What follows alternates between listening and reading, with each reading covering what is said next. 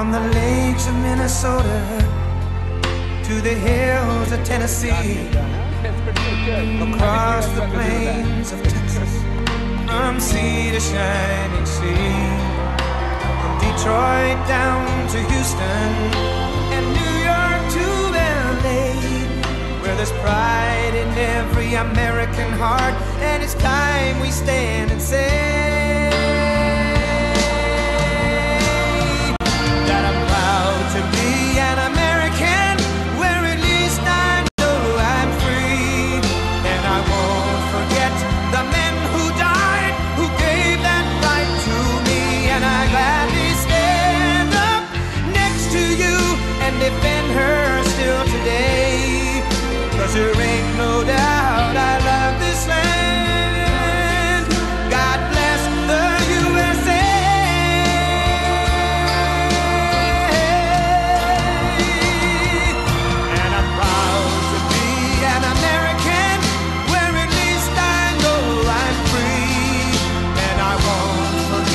The men who died, who gave that right to me, and I gladly stand up next to you and defend her still today, 'cause there ain't no doubt I love this land. God bless the USA.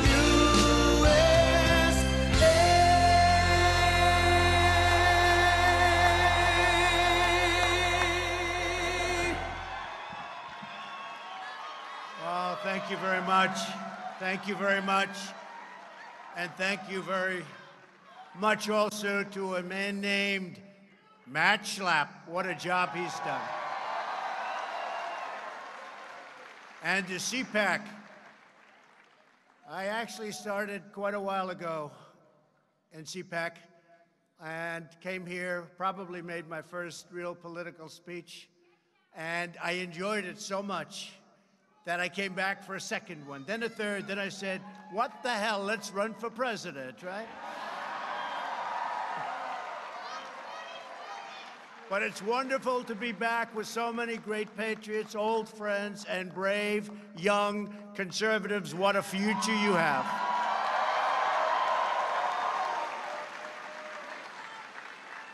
Our movement and our future in our country is unlimited.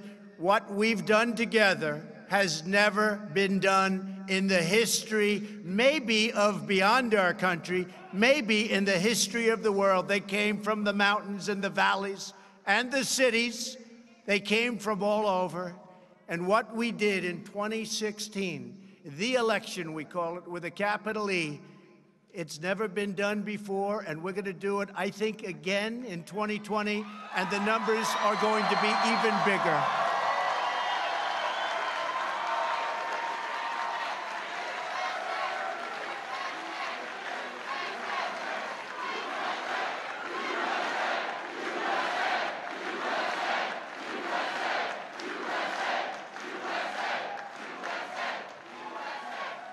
And we all had to endure as I was running.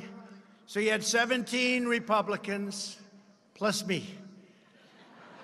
And I was probably more of a conservative than a Republican. People just didn't quite understand that. They didn't understand it. I think now with what we've done with the judiciary and so many other things, I think they get it very well. And it's driving the other side crazy. But we all had to endure, remember? How many times did you hear for months and months, there is no way to 270? You know what that means, right?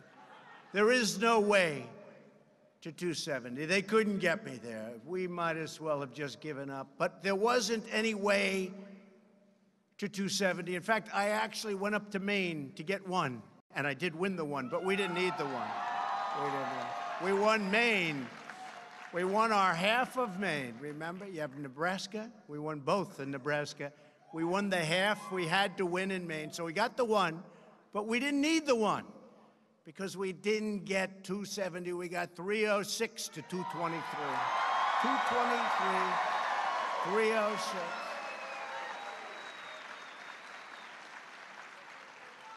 A state called Wisconsin, a state called Michigan, where, by the way, where Fiat Chrysler just announced a $4.5 billion incredible expansion and new plant, doubling their workforce. Many, many car companies have moved back to Michigan and are continuing to do so. Big numbers. Nobody ever thought they'd see that happen. So I think we're going to do even better in 2020. I think we're going to do numbers that people haven't seen for a long time.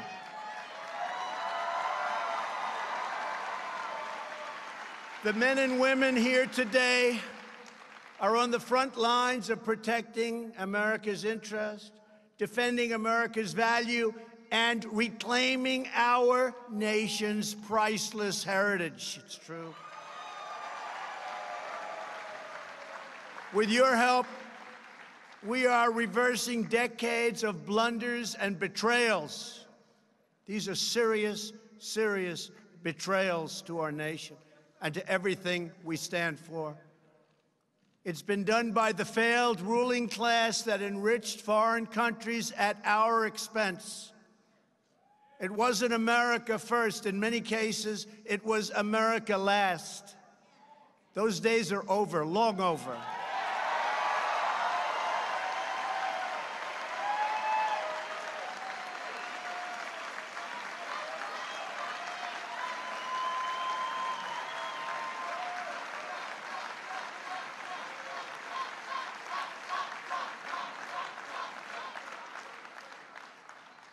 America is winning again. America is respected again. And the world knows it. When I meet with prime ministers, when I meet with presidents, and I get along with them, because they know that what's taken place over many years, not just the Obama administration, long before that, they can't believe themselves that they got away with it. They can't believe it. An impossible thing. And they like me. And the reason they like me, they tell me. They say, Mr. President, I said, as an example, President Xi of China, I have great respect. We have a great relationship. I say, how is it possible that you got away with this for so long? And he said, because nobody ever asked us to change. It's true. When they charge 40% tariffs on our cars going into China, and we charge them nothing coming into our country, when they raise their tariff from 10% to 25% and then to 40%, and they said to me, we expected that somebody would call and say, you can't do that. Nobody called, so we just left it. And I don't blame them. We should have been doing the same thing to them, but we didn't. True. Right? Hard to believe. It's hard to believe. But now things are different. Now we're negotiating with China. They wouldn't negotiate with previous administrations. But I found some very old laws from when our country was rich, really rich. The old tariff laws, we had to dust them off. You could hardly see, they were so dusty. But fortunately, they weren't terminated. We started getting politically correct even back then. But I said, when we were doing the great things, what happened to those laws? And I checked, and I found 301 and 382. I found one 1938, where we could do what we have to do. But you know, they had a debate it was really a rough time in our country because we had so much money, we didn't know what the hell to do with it. Tough time. It was called the Great Tariff Debate. Mark Levin will look this up. And the problem is with Mark, if I make a little mistake, he'll let us know on Sunday night. I got to be very careful when I talk about this. But it was the great tariff debate of 1888. And the debate was we didn't know what to do with all the money we were making. We were so rich. And McKinley, prior to being president, he was very strong on protecting our assets, protecting our country. And he made statements that others cannot come into our country and steal our wealth and steal our jobs and build their country and not defend our country. We can't do that. We can't ever allow that to happen.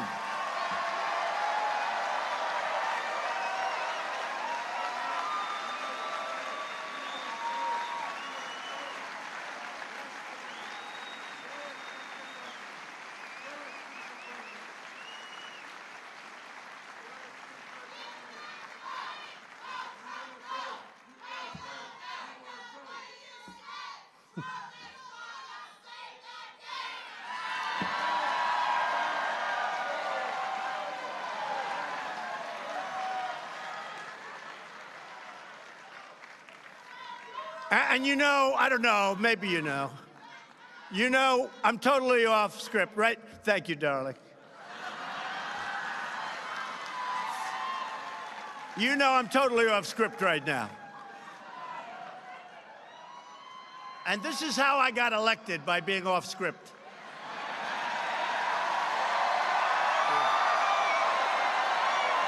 True.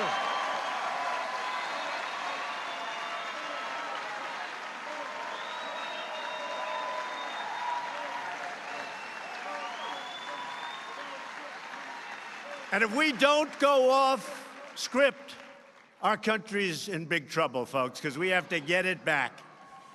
And when I look at what's happening on the other side, I encourage it.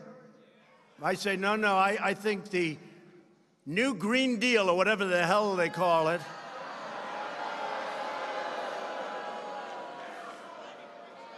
the Green New Deal, right? Green New Deal. I encourage it. I think it's really something that they should promote. They should work hard on. It's something our country needs. Desperately, they have to go out and get it. But I'll take the other side of that argument only because I'm mandated to. I'm mandated. But they should stay with that argument. Never change. Never change. No planes. No energy. When the wind stops blowing, that's the end of your electric. Let's hurry up. Darling? Darling, is the wind blowing today? I'd like to watch television, darling.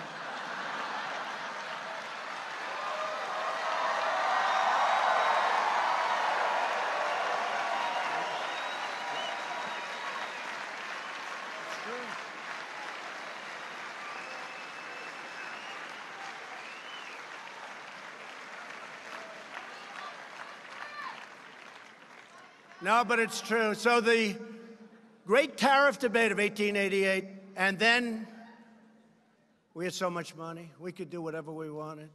We built forces up that were incredible. Then in 1913, they ended tariffs, okay? They ended tariffs. Somebody got stupid, and they ended tariffs. They said, oh, it's okay for other nations to come in. I won't use a certain word because it's not politically, but everybody knows the word I'd love to use. Should I use it? I won't do it. Our great First Lady always said, don't use certain words, please. I say, but the audience wanted me to do it. She said, don't do it.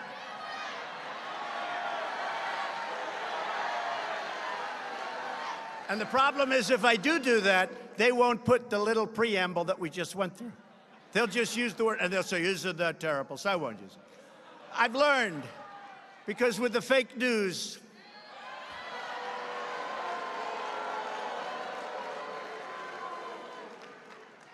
if you tell a joke, if you're sarcastic, if you're having fun with the audience, if you're on live television with millions of people and 25,000 people in an arena, And if you say something like, Russia, please, if you can, get us Hillary Clinton's emails. Please, Russia, please.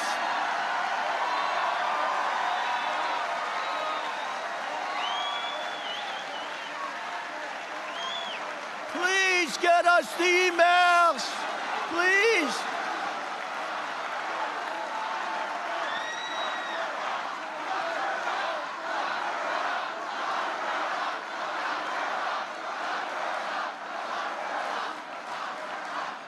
So everybody's having a good time. I'm laughing. We're all having fun.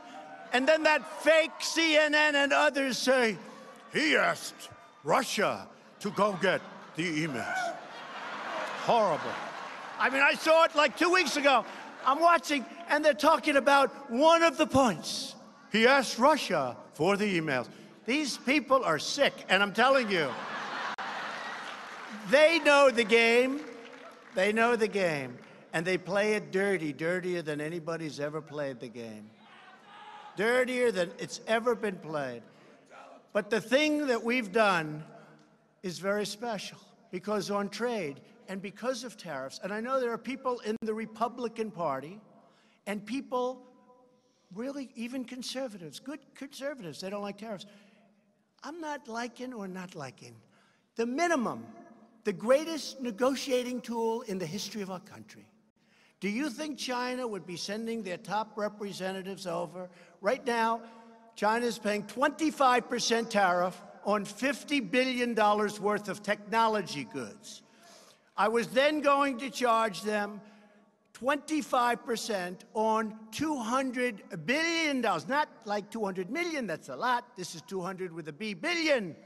200 billion. So, but I was nice because we're having a very strong negotiation, which, if it weren't for tariffs, and I tell this to President Xi, this is nothing to hide. I would never be talking like this because, in theory, it could hurt your negotiating position. But in my case, it can't, because it's true. I was nice, and I left it at 10% on $200 billion, and here's the beauty. We've lost so much money with China, $500 billion a year, and on trade is such a disaster. It's $507 billion a year. China, just one country. We lose with everybody, almost. But China's one country. $507 billion for many years. So the beauty is this. I have $250 billion more to put tariffs on. The numbers are staggering. Billions of dollars right now are pouring into our treasury. And for those of you that haven't done the research, if you look, of the 25%, our country, as it's turned out, because it's now been on there for a long while, and I'm in no rush because I'm fine with it. I'm fine with it. Of the 25 points, we've paid for 4 points, and China's paid for 21 points. Okay, 21. That's what the numbers are. It's very simple. You know, everyone said, oh, it's a tax on our... It's not really. And what China and other countries do sometimes is they will subsidize it. So the tax really is incredible. But what it is beyond everything else, I can negotiate. But then you have senators and a few congressmen, but not Mark Meadows. Where's the great Mark Meadows? He's here somewhere. Man, has he been good?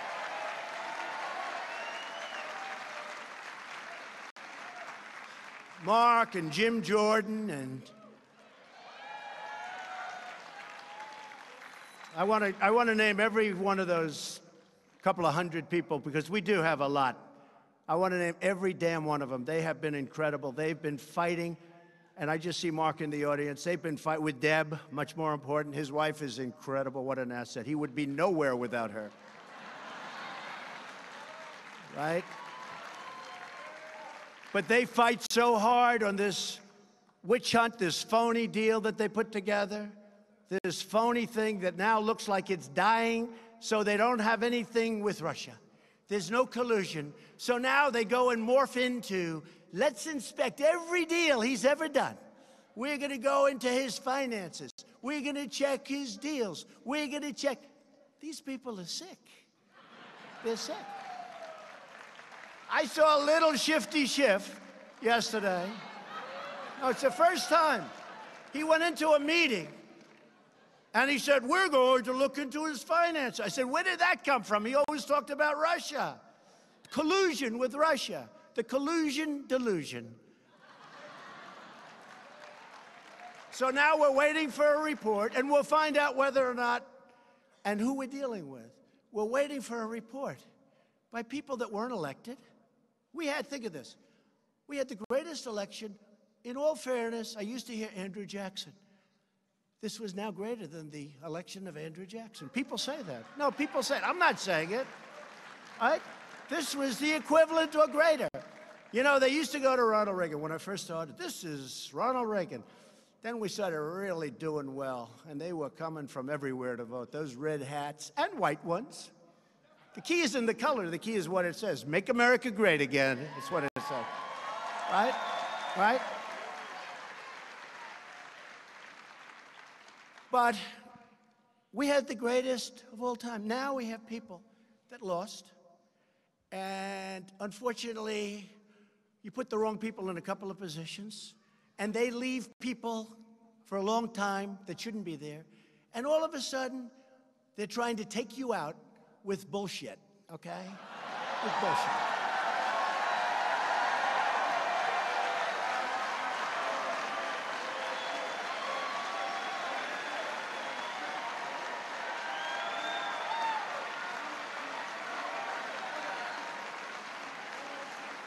Now, Robert Mueller never received a vote, and neither did the person that appointed him. And as you know, the Attorney General says, I'm going to recuse myself. I'm going to recuse. And I said, why the hell didn't he tell me that before I put him in? How do you recuse yourself? But the person that appointed Robert Mueller never received a vote. Robert Mueller put 13 of the angriest Democrats in the history of our country on the commission. Now, how do you do that? These are angry, angry people. You take a look at them. One of them was involved with the Hillary Clinton Foundation running it. Another one has perhaps the worst reputation of any human being I've ever seen. All killers. In fact, it would have been actually better for them if they put half and half, and Mueller can do whatever he wants anyway, which he'll probably do. But we have conflicts. I had a nasty business transaction with Robert Mueller a number of years ago. I said, why isn't that mentioned? He wanted the job as FBI director. I mean, these are things that are out there. They know it. Why isn't that, and I didn't give it to him, why isn't that mentioned? Jim Comey, Lion James Comey, is his best friend. James Comey is his best friend. And those are a few of the conflicts. Other than that, it's wonderful. So everybody's waiting. I thought of it this morning, Mark, and I heard you made an incredible speech and statement today, Mark Levin. I heard it was incredible. And I was on the way, but I'll see it later. I guarantee I'll be watching it later. I have one of the great inventions in history. It's called TiVo. I think it's actually better than television, because television's practically useless without TiVo, right? But I'll be watching it later, Mark. But people that got no votes. But I heard this morning, President Trump is waiting for the Mueller report. I said, wait a minute, let me get this straight. So the Attorney General recuses himself, and I don't fire him. No obstruction. That's the other thing. If you use your rights, if you use your power, if you use Article 2, it's called obstruction, but only for Trump, for nobody else. So the Attorney General is weak and ineffective, and he doesn't do what he should have done. Somebody that never got a vote writes a powerful letter, horrible, about Comey. Every single Democrat said Comey should be fired, or worse if possible. Every Republican said everybody, in fact, when I fired Comey, I said, you know, First Lady, I said, Melania, I'm doing something today. I'm doing it because it really has to be done. He's bad. He's a bad guy. That's been proven now with all of the emails and the text. I'm doing something that has to be done. But you know the good news? It's going to be bipartisan. It's going to be so popular. It's going to be bipartisan. Every Democrat hates him. Every Republican hates him. He did a horrible job at the FBI. Speak to the real agents, the real people, because the people in the FBI are incredible people, not the sleaze on top.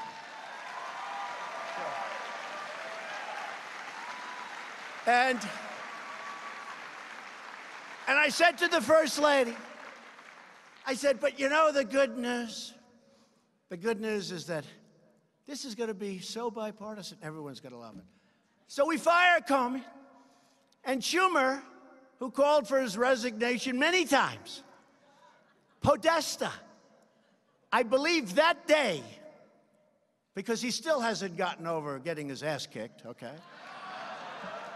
I believe that day called for his resignation. That day, Podesta, the great genius of campaigns, he called for the Comey resignation.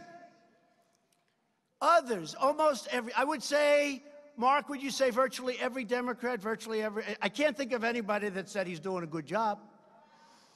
So I said to Melania, the good news, this will be a popular thing. And I fire a bad cop, I fire a dirty cop, and all of a sudden the Democrats say, how dare he fire him? How dare he do this? And that's where we are, folks. That's where we are. We're in this swamp of Washington, D.C. But you know what? We're winning, and they're not. We're winning, and they're not.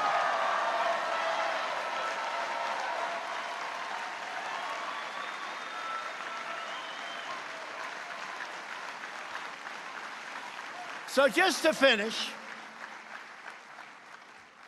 I'll tell you, MatchLab is loving this. He's saying, this is a lot more than we paid for. You know, normally you read a few pages and you say, bye, folks. But you know what I like about this? Number one, I'm in love, and you're in love. We're all in love together. We've done something that nobody's ever done, right? It's easy.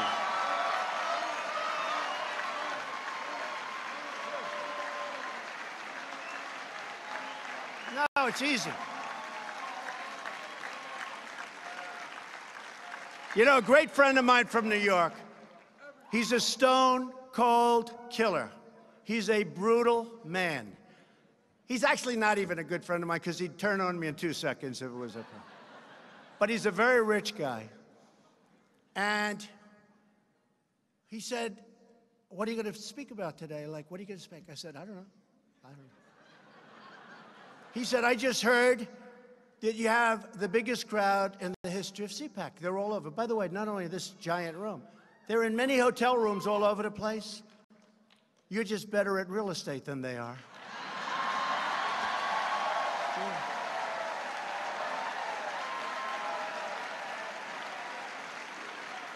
Yeah. But this guy, you all know his name, very rich guy, and he has a problem with a thing called public speaking. If he has to speak to more than like 5 people, he chokes. He can't breathe, you know. Are you okay? He kills people for a living, meaning mentally and financially.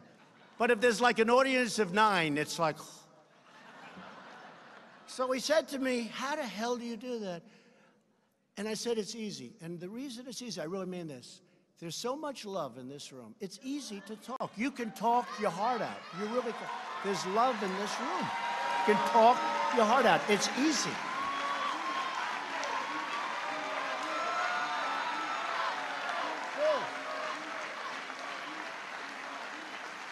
It's easy. It's easy. And we've had that From the day I came down with your First Lady on the escalator in Trump Tower, it's been easy. And you know what? We never had an empty seat. We went out and helped Ted Cruz. We went out and helped so many people. And I'll tell you what, if we didn't do those 32 rallies, and it wasn't easy, when you're doing rallies with 25, 30,000 people, in Texas, we had 109,000 people sign up. We used the Houston Rockets Arena. It holds 22,000. Tens of thousands were outside. We were sending notices, please don't come. That's a little different. Usually people are begging, well, yeah, like, can somebody come? We never had an empty seat.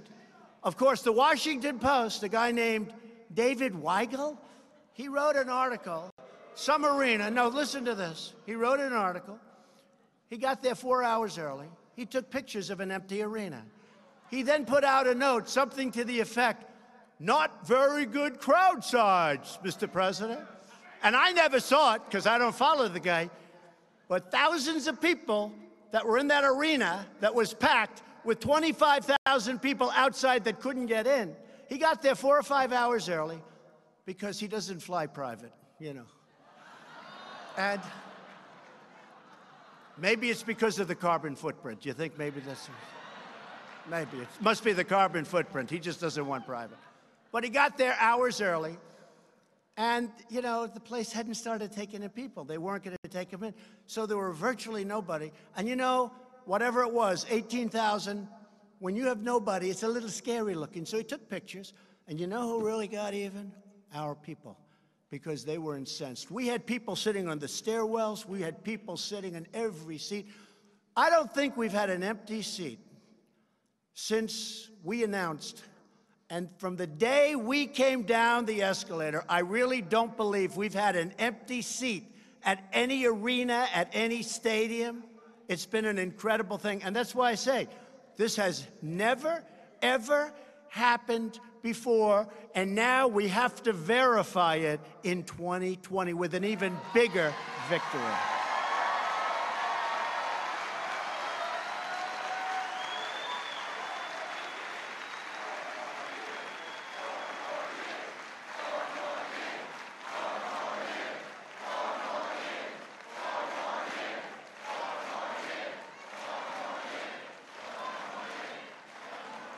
And by the way, just to finish that story, Chris, the great Sarah Huckabee and Mercedes, who is incredible, sitting right here. Mercedes, thank you.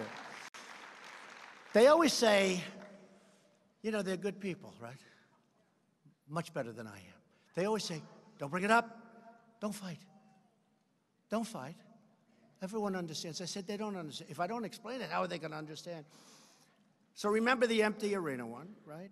And then it was shown, and the Washington Post had to do, and this particular writer had to do I thought he was going to get fired. I mean, if that were a conservative, he would have been fired on the spot. He would have been humiliated for what he did, because it was fake news. Nobody was in the arena. There were thousands outside, but they hadn't opened the gates yet.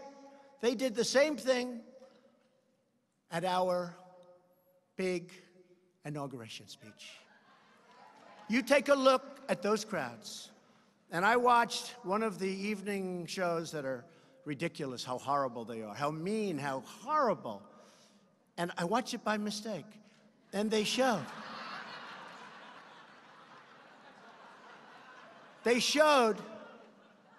from the White House all the way down. They showed from the there were people, nobody's ever seen it. The Capitol, down to the Washington Monument. People, but I saw pictures that there were no people. Those pictures were taken hours before, right? And they always mention crowd size. He talks about crowd size. So I'm constantly bugging Mercedes whenever we have a slow moment. I say, Mercedes and Sarah, show them the pictures. Show them and compare them with what they put on television. Those pictures were taken hours before. And remember this also, not that Obama would ever do this, but we had fencing all the way down to the Washington Monument, and it was raining, and it was wet, and the grass was wet. And women and men and I consider them totally equal, so I'm not going to say it's harder. In fact, it's probably, with the men I know, it's actually easier for the women to make the walk, right? But they had to walk all the way down. They had to walk with high heels in many cases. They had to walk all the way down to the Washington Monument and then back. And I looked and I made a speech, and I said before I got on, I said to the people that were sitting next to me, I've never seen anything like this. Look at that crowd. And it was wide. Wide. We had a crowd. I've never seen anything like it. And I have to live. I have to live with crowd size. It's all a phony deal, folks. But I saw a picture just the other night of practically no people. It was taken hours before our great day. That was a great day for us. That was a great, great day. People came from all over. People came from all over. So Sarah said, and Mercedes said, sir, it doesn't matter. Nobody cares. I said, but I care. And people care. People care. So what I'm going to do is I'll give it to the great one. I'll give it to Mark Levin. And I'll give him the picture. And then I'll show you where they showed just the other day an empty field, like nobody on it. And you'll see the sun, you know, you can see it's very dark because the sun's like starting to rise, right? And you can have some fun. You're going to get big ratings on your show, I'll tell you that. Sunday night, everybody. Sunday night. 10 o'clock, right? Sunday night at 10 o'clock. Thank you. I knew that, actually, but thank you. All right, now let's get back into what I'm here for. And don't fall asleep. Don't fall asleep, right? Don't fall asleep. You know, somebody said, oh, the speech you made, sir, the State of the Union speech was incredible. They said it was incredible. They said that was so great. And I said, I did. I got great reviews even from some of the really bad ones out there. Of course, by the following morning, they had to change because the head people called up, what are you doing? A lot of it's not the people on television, you know. A lot of it's their bosses, which someday we're going to have to figure out why, Meadows, why that is. Because, you know, if you're building a great country, you have the best employment and unemployment numbers we've ever had. More people are working today in the United States than ever before in the history of our country. And you say, why are they upset by that? Why? Why are they upset by that? We've slashed 30,000 pages of job-killing regulations from the Federal Register. That's an all-time record in the history of the United States, even by presidents that are there for 8 years and in one case more. We passed the largest package of tax cuts and reforms in American history.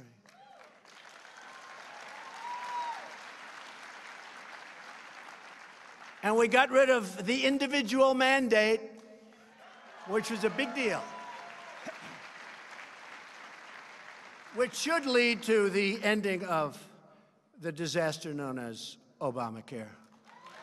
It should. The great state of Texas has a case, and it was literally based on the individual mandate. Now that it's gone, I don't know how they rule against it. Now we'll have to find out. But that'll soon be up in the Supreme Court of the United States, I hope. And we're going to see what happens. And then we're going to get together with the Democrats and come up with really great health care, okay? Really great health care. And one of the other things we did in our tax package is ANWR, perhaps the largest field in the world, oil and gas. I got it approved. And I didn't want to get it approved for a certain reason, because I thought somebody treated me very badly. Very badly. Don't get that vote very often. And I said, you know, I don't want to get it. Then I get a call from a friend of mine, and he's in the oil business. He's not asking for anything, but he really is a knowledgeable guy when it comes to oil and gas. He said to me, hey, and they all call me Mr. President. I have friends that for 35 years, hey, Don, how you doing? Hey, Donnie, I love you, Donnie. For 35 years, now they call him, Mr. President, sir. How are you? I have a friend, very rich guy, Richard Lefrak in New York, builder, good builder. He calls me all my life. Hey, Don, how you doing? I've known this guy so long, from kindergarten. It's true. Hi, Don, how you doing? How's everything? Now, I get a call the other day. Mr. President, how are you, sir? How are you? I said, Richard, lighten up. Lighten up. Call me Donald. Richard, call me Donald. You've known me for, I don't want to say because I don't want my wife to hear the number. But it's true. Actually, that's true. That's actually true. Richard came up. He said, I've known your husband for 65 years. I said, don't say that. I say 20, 25, 30. Don't say 65 years. But I said, Richard, call me Donald like you always do. Call me Don. Okay, Don. Okay. He gets his breath. 2 minutes later, Mr. President. But maybe that's a good thing. That's called respect for the office, right? Maybe that's a good thing, right? Many of my friends.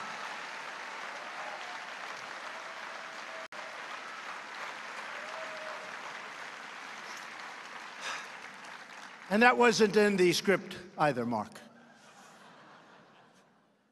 But we're renegotiating right now horrible trade deals that we're cracking down, and we are really doing a number, cracking down on countries that cheat and standing up for the American worker for the first time in many, many decades. Many decades. Our workers have been treated horribly. A country announces they're closing their plant in Michigan or Pennsylvania or Ohio. They're closing. They're closing a plant. They're going to move to Mexico. They're going to move to China. They're going to move someplace else. They fire all their workers. And then they sell their cars. No tax. Just make them in Mexico, sell them back to here. No tax, no nothing. Those days are all gone, folks. They're all gone. They're all gone. And in the new deal with Mexico and Canada called the USMCA, it's very, very hard, prohibitively hard, for a company to fire its 4,000 workers and move to Mexico or some other location.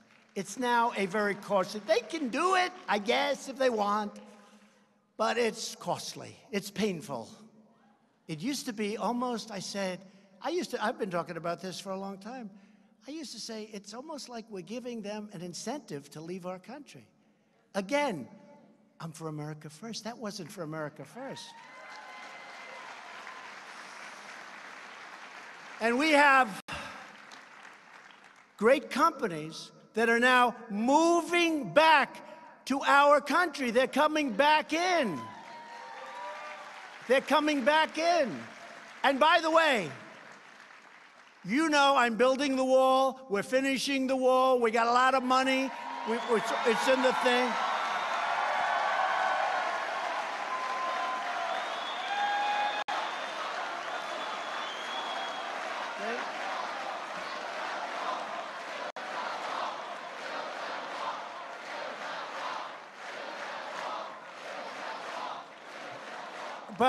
And there'll be some people in the room that don't like this. We're down to 3.7% unemployment, the lowest number in a long time. But think of this. I got all these companies moving in. They need workers. We have to bring people into our country to work at these great plants that are opening up all over the place. This was not necessarily what I was saying during the campaign, because I never knew we would be as successful as we've been. Companies are roaring back into our country, and now we want people to come in. We need workers to come in, but they've got to come in legally, and they've got to come in through merit, merit, merit.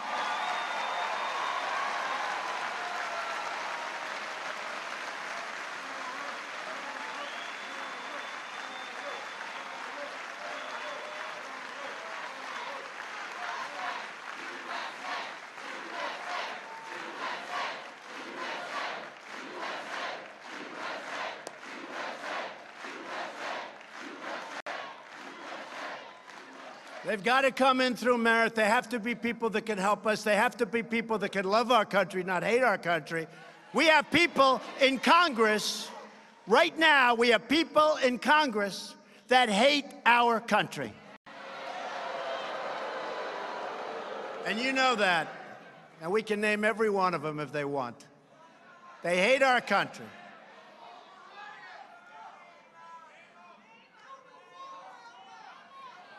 Sad. It's very sad. When I see some of the things being made, the statements being made, it's very, very sad. And find out, how did they do in their country? Just ask them, how did they do? Did they do well? Were they succeeding? Just ask that question. Somebody would say, oh, that's terrible that he brings that up, but that's okay. I don't mind. I'll bring it up. How did they do in their country? Not so good. Not so good. But we need workers. We have to bring in workers. One other thing, because we have a lot of people here that are important people in terms of votes. We have some senators. We have some congressmen. When a senator tells us that he's a free trader, so am I. I'm a fair trader. I'm a free trader. But when a senator said we can't do tariffs where we make a fortune, or at a minimum, we're able to use this tremendous power that I found, tremendous, old stuff, nobody even knew it existed. I'm able to use it at a minimum to negotiate great and fair trade deals. They wouldn't even be talking to us because it's so one-sided. Last year we lost 800, this is for many years, almost $800 billion on trade. It's not sustainable. You can't do that. And now we're making great trade deals. But when some of the senators, good people, I think they're good people, I just don't understand the thinking. So I say India is a very high tariff nation. They charge us a lot. When we send a motorcycle to India, it's 100% tariff. They charge 100%. When India sends a motorcycle to us, we brilliantly charge them nothing. So I want a reciprocal tax, or at least I want to charge a tax. It's called a mirror tax, but it's a reciprocal tax. Now, here's what I don't understand. I've had a lot of people, Lindsey Graham, I said, Lindsey, it's not his thing necessarily. It's not the thing that he's most adept at, but he's adept and he's smart.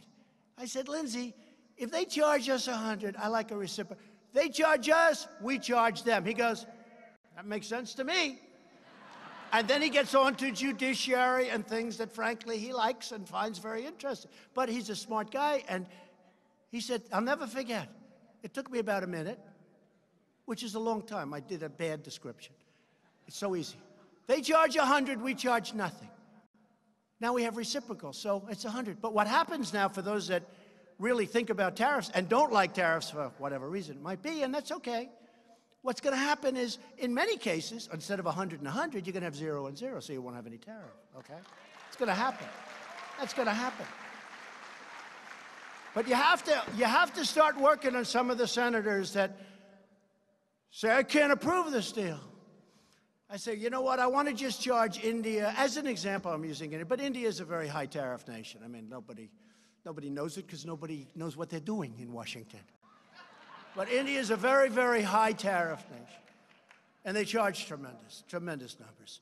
So they charge 100, so I say, I'm not going to charge 100, but I'm going to charge 25%. And I hear there's turmoil in the Senate because we're charging 25. So I call a couple of the guys up. I say, fellas, listen, they're charging us 100 for the exact same product. I want to charge them 25. And I feel so foolish charging 25 because it should be 100. But I'm doing 25 only because of you. I want to get your support. Sir, that's not free trade. Where do these people come from? Where do they come from? Where? Where do they come from? I need your help. I need your help, the voters' help. Where do they come from? So it can only be one of two or three things. Number one, I know they're very smart people. I know they are. And I even like some of them. But they're smart. So we take that out of the equation. So and I know they don't have evil intentions. And the other thing could be, I guess, Maybe, these companies are all owned by people. And these people are very generous. Campaign contributions, they're very, very generous people. Can that be possible? I don't think so. I hope not. Because we're talking about our country. We can't allow a country to charge us 100%, and we get nothing for the same exact product. For one thing, they don't respect us. They think we're stupido. They don't respect us. But let me tell you something. The world respects our country again. They respect us.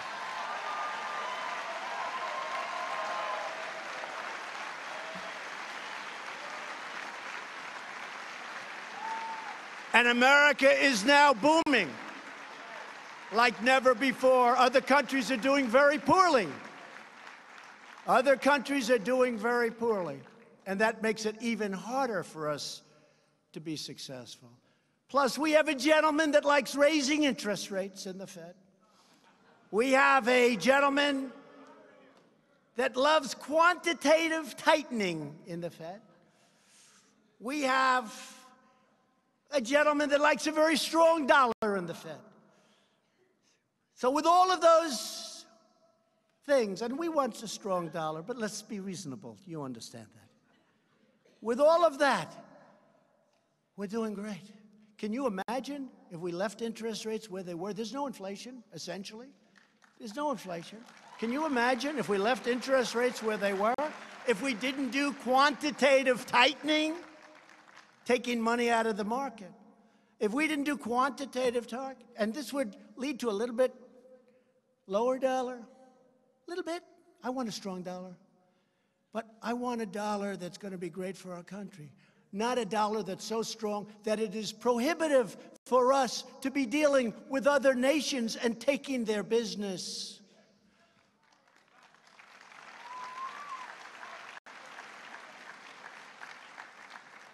Since the election, we've created a number that I would have said during the campaign, the fake newsers back there would have said, this is crazy. 5.3 million new jobs, including over now 600,000 beautiful, brand new manufacturing jobs that were never going to come back to our country.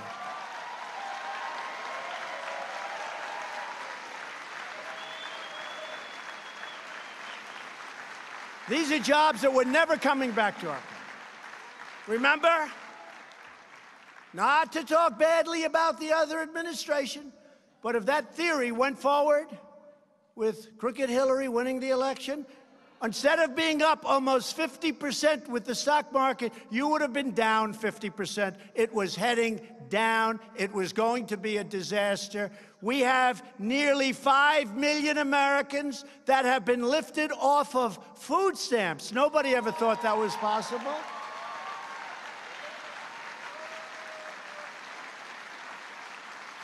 The unemployment rate has reached the lowest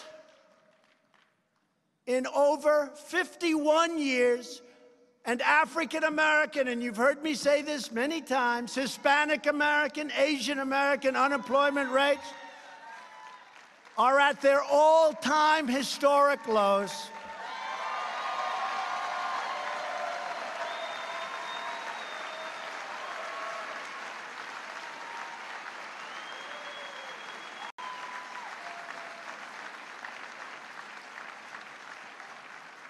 And African-American income has reached an all-time high. So when I'm on the debate stage with one of these maniacs,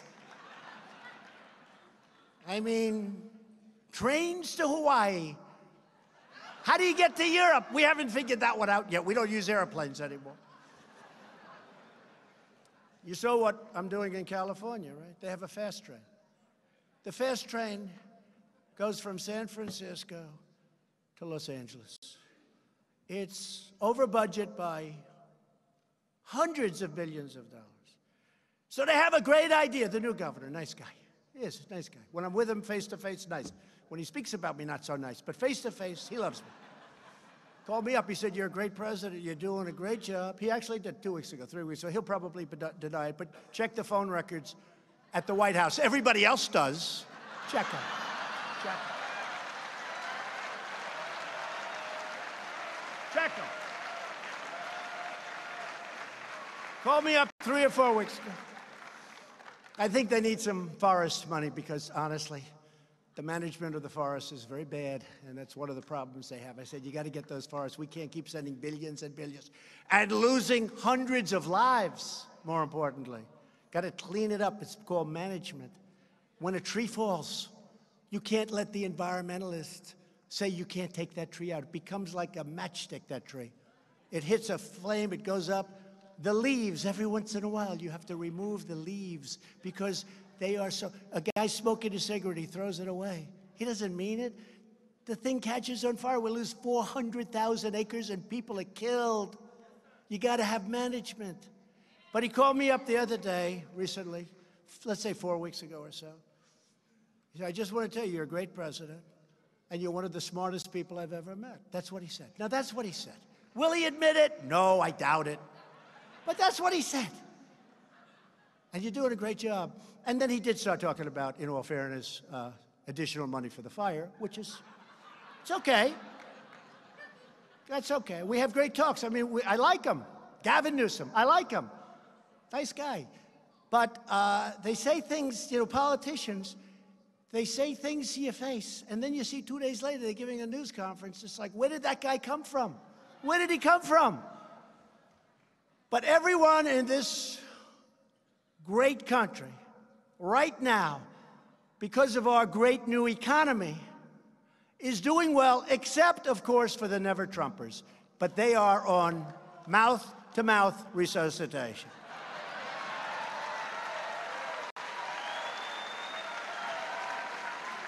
It's mouth-to-mouth.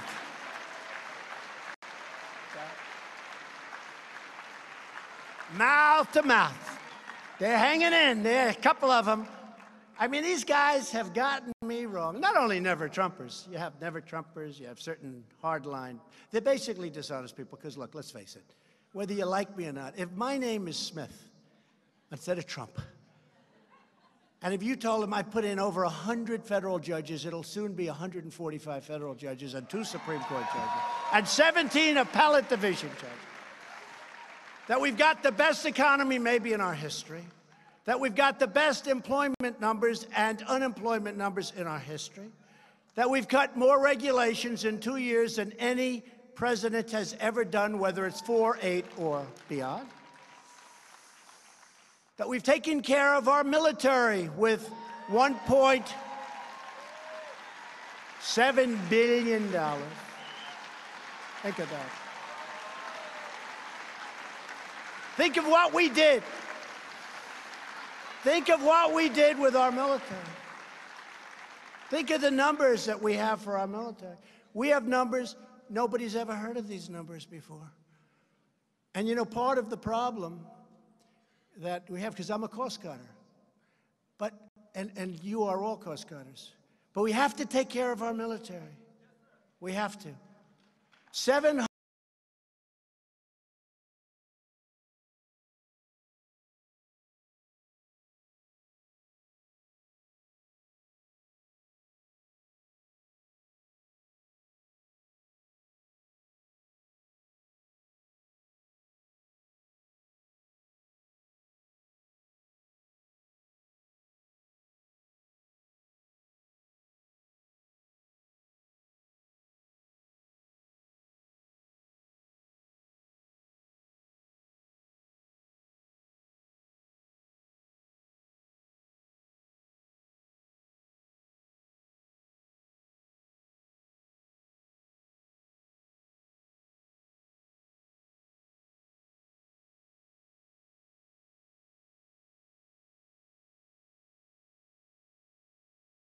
Because I wanted the Democrats to get back from their vacations from Hawaii and these other places. And I figured it would look good if I stayed in the White House so that you people all love me and vote for me, okay? I figured it would. I figured it would look good.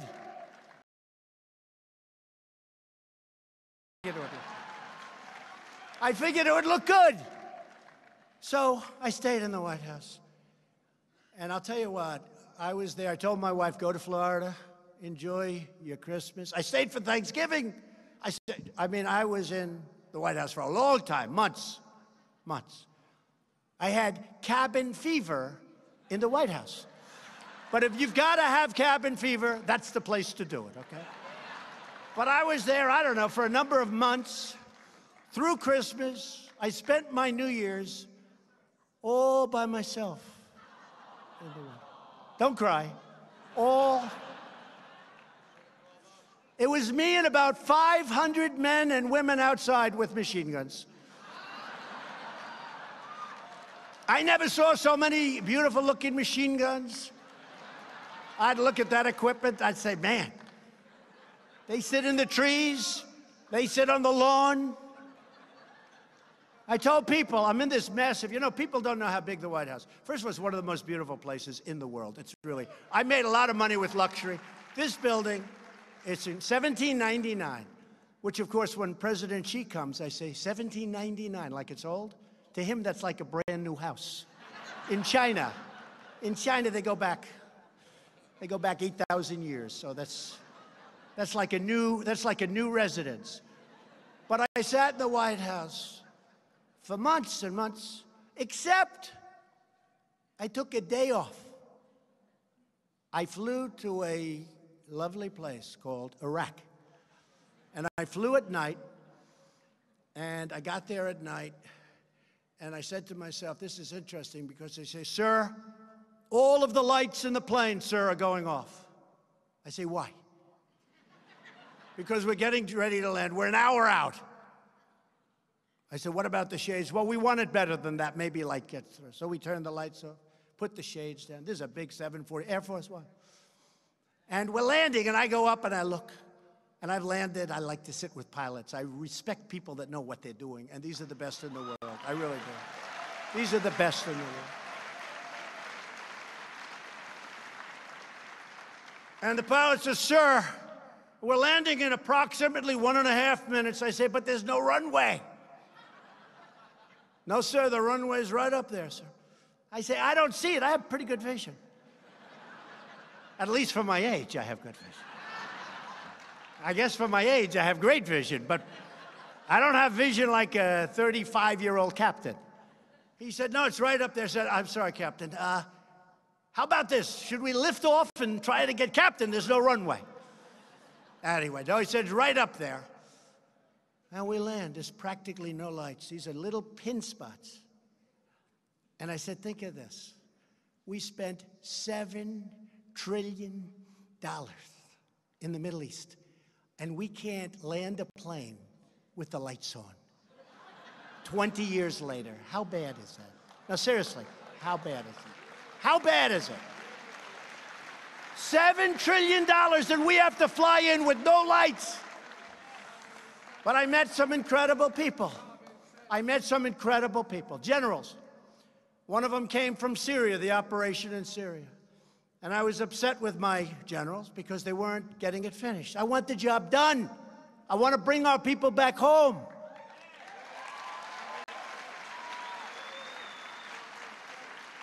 It's not fair. And this is why I flew. So I met generals I didn't know. General 1, General 2, General 3. I mean, these generals, there's no person in Hollywood that could play the role. These guys are like perfect people. I said, what's your name? Sir, my name is Raisin. What the hell kind of a name? I said, Raisin, like the fruit? He goes, yes, sir, Raisin. What's your last name? Kane, Raisin Kane. I said, you gotta be kidding. Yeah. It's true. Raisin Kane, I just made him a big star. Just like I did with Meadows when I said, we're gonna give you a new nickname, because Chaos is not a good nickname. So we changed his name, called him Mad Dog, but it wasn't working too well. Mad Dog wasn't working too well. So what happened is I flew to Iraq. I wanted to meet the people on the site because I learn more sometimes from soldiers, what's going on, than I do from generals. I do. I hate to say it, and I tell that to the generals all the time. But I didn't have to go there. I didn't have to go there because I meet And I landed this airport, the most incredible thing. We must have spent $3 billion building it. It's one of the reasons I don't want to leave Iraq so fast. I said, well, how do we leave this thing? So I have Raising Cane, 3 other generals, colonels, sergeants, and I said, bring the cameras, I'm going to make a movie. This is the most incredible thing. And I said to the generals, listen, we got to get out. I want to know, why is it going to take 2 years to knock off 2 or 3 or 4%, which is what we had left? It won't, sir. I said, tell me why it won't. It won't, sir. If we attack them in a different manner, we can do it much faster. Okay, General Raising Cane, how fast can... Sir, we can have it totally finished in 1 week. I said, 1 week? I was told 2 years. 1 week. That's right, sir. We're only hitting them from a temporary base in Syria. But if you gave us permission, we could hit them from the back, from the side, from all over, from the base that you're right on right now, sir. They won't know what the hell hit them.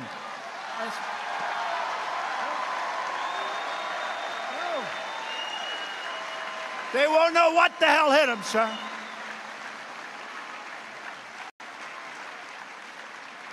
And I said, why didn't my other generals tell me that? Why didn't they tell me that? I said, did you tell them that? Not our place to say it, sir. They come in from Washington, sir. We have to take orders. You're the first one to ask us our opinion. True. It's true. True. True. So I went back and I said, I'm going to get back to you soon, Raisin. I think you're great. I like you, Raising Cane. But I did say, I said, well, hey, listen, we're in Iraq. Isn't that very far away from... I was here in a very short time, sir. I flew right in. Of course, he's taking a plane that goes 2,000 miles an hour, you know. But incredible. What you learn from being on the site. My father was a builder. He always used to say, nobody ever got rich by sitting behind their desk. It's true. It's true. He'd say, you got to be on this site. You got to be with the contractors. You got to see if they're ripping you off. You got to collect every nail that's dropped. Every piece of wood, you can sell it. You got to be on the site. You got to see while they're building, while they're under construction, is that wall straight or if it's crooked? And you have to fix it before they build it, not after they build it when you rip everything down. True. You don't get rich by sitting behind a desk, so I didn't want to do that. And I'm in the White House, and I was lonely. I said, let's go to Iraq. And I had a hell of a meeting in Iraq. And I'll tell you, those generals, not just Raising Cane, General Cane, those generals were great. They were great. They knew their stuff. They were gung-ho. And it is true. I mean, you talk central casting, these guys, you couldn't, I mean, it's incredible. They had a master sergeant there. I could take him right now, bring him to Hollywood, make a military movie, and he's the star of the movie. That happened once before, you know. That did happen once before. Remember? They brought a man in, a sergeant, a drill sergeant, to teach some actor how to be a drill sergeant.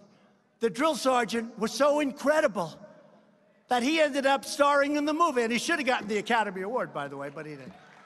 That's because Hollywood discriminates against our people. You know the movie I'm talking about, right? What was that movie? You know the movie. But while we're making great strides, and our country is doing as well and maybe in many ways better than it's ever done before, Democrat lawmakers are now embracing socialism. They want to replace individual rights with total government domination. Just this week, more than 100 Democrats in Congress signed up for a socialist takeover of American health care. Their radical government-run plan, if you call it that, would lead to colossal tax increases, increases like you've never seen before, and take away private coverage from over 180 million Americans.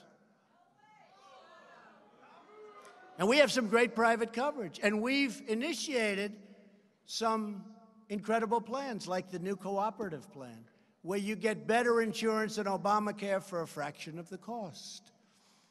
But perhaps nothing is more extreme than the Democrats' plan to completely take over American energy and completely destroy America's economy through their new $100 trillion Green New Deal. Under the Green New Deal, which somebody described as a high school term paper written by a poor student. It's true. It's true. Who would believe it? It's so bad. But I'll be honest with you, folks. I said, it's Saturday morning. I said, Matt, should we do a little more, like, spend time? He said, yeah, would you do that? By the way, everybody okay? I haven't seen anybody leaving. I haven't seen anybody. I know one thing. If Mark Levin gets up and leaves, I'll finish very quickly, because then I know. But I haven't seen anyone leaving. Nobody's left. I watch those doors. Because a lot of times, well, one time the press said, people left. Yeah, you know where they went to? The bathroom, and then they came back. 2 people. They showed 2 empty seats in a stadium of 19,000. They showed 2 empty seats. The people left right in front of me. And I said, oh, man, maybe this isn't a good job I'm doing. Then they came back. They went to the bathroom.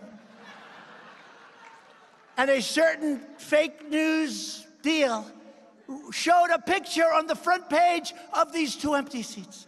They said, Trump had empty seats. We never have empty seats. The Green New Deal would completely abolish the American oil, natural gas, coal, and nuclear power industries, of which we're now the leader in the world. We're the biggest now in the world because of moves that I've made. Happened over the last 2 years, by the way. And we're trying to speed up pipelines in Texas, which would have taken 15 years. We think we're almost very close to getting them approved. When that happens, we'll go probably another 30 to 40%. We need pipeline approval. We're going to have it very quickly. It was going to be a 14 to 15-year process. We should have it done. We'll pick up 30 to 40% more. Their plan would remove every gas-powered car from American roads. Oh, that's not so bad. They want you to have 1 car instead of 2. And it should be electric. Okay? So tell people no more cars. No more cars. I think the auto industry is not going to do too well under this plan. What do you think, Meadows? How's this? Will the auto industry be good? I don't think so. It's not looking good. I think maybe you're going to see some bad stock prices if that passes. It would end air travel, but you'll get on a train. Don't worry about it. You just have to cross off about 95% of the world. And it would force the destruction or renovation of virtually every existing structure in the United States. New York City would have to rip down buildings and rebuild them again. I don't think so. This is the craziest plan. And yet I see senators that are there for 20 years. White hair. See, I don't have white hair.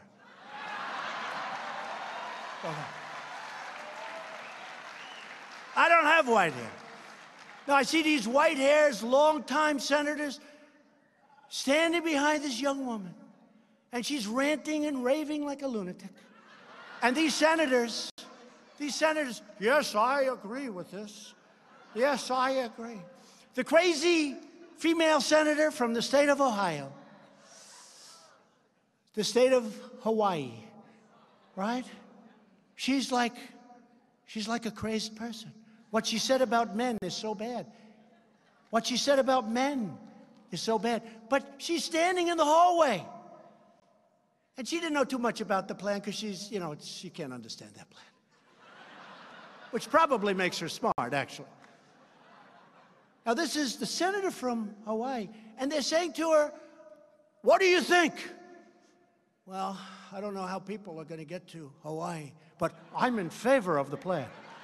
I don't get it. I don't get it. I don't get it.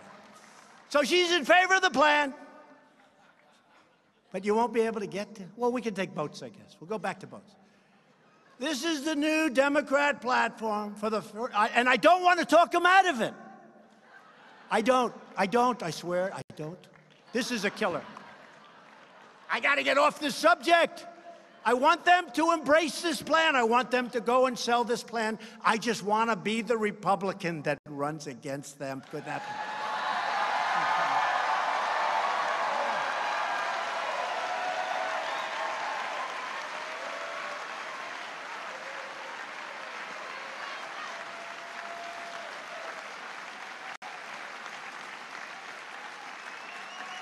I'm going to regret this speech.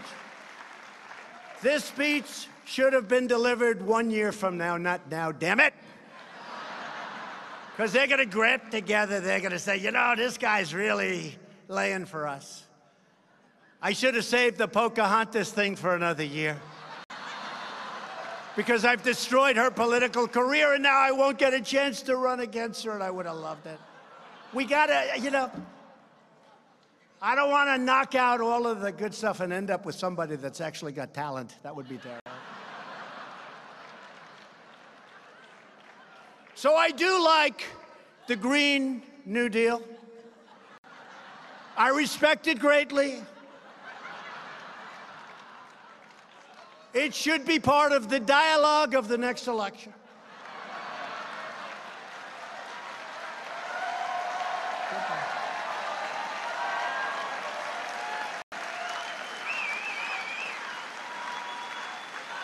And I think it has tremendous promise and tremendous potential for the future of our country. Socialism is not about the environment. It's not about justice. It's not about virtue. Socialism is about only one thing. It's called power for the ruling class. That's what it is. Look at what's happening in Venezuela and so many other places. All of us are here today because we know that the future does not belong to those who believe in socialism.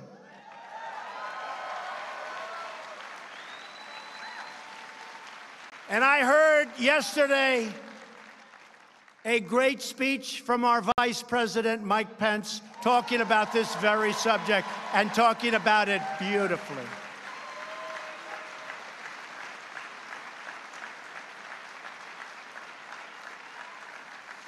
The future belongs to those who believe in freedom. I have said it before, and I'll say it again. America will never be a socialist country. Ever.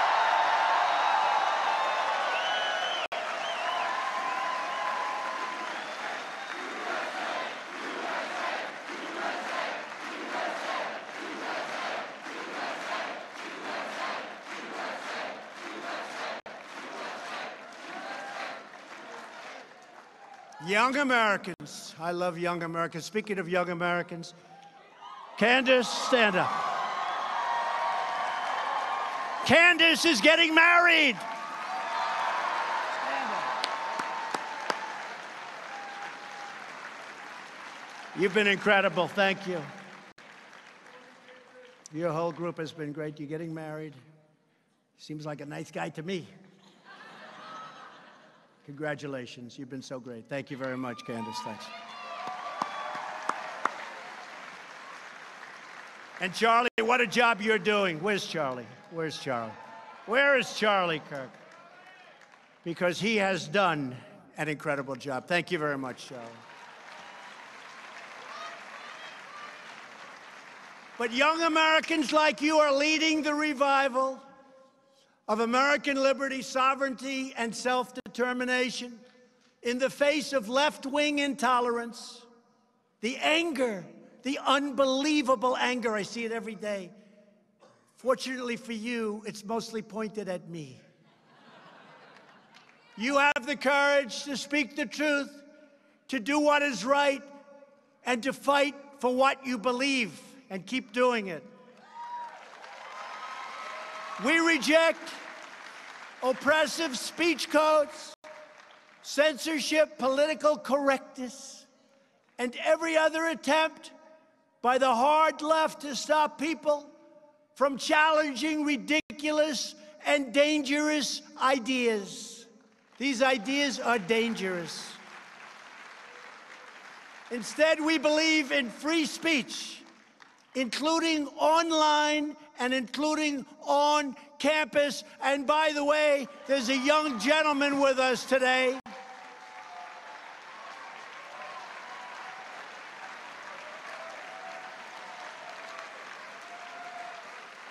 There's a young gentleman. I turned on my television the other day, and I saw somebody that was violently punched in the face. Violently punched. And I said, that's disgusting. By a bully, I'd like to do a lot of things, but of course we would never do that. Because if I ever said violence, they would say, Donald Trump attacked. No, no, no. Just for the media, I'm sure he's a lovely young man. Just had a little temper tantrum.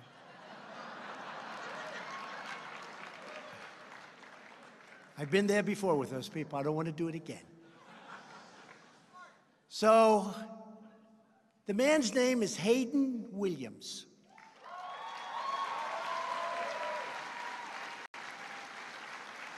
Where's Hayden? Where is he? Where is he? Hayden, come up here, please. Come up.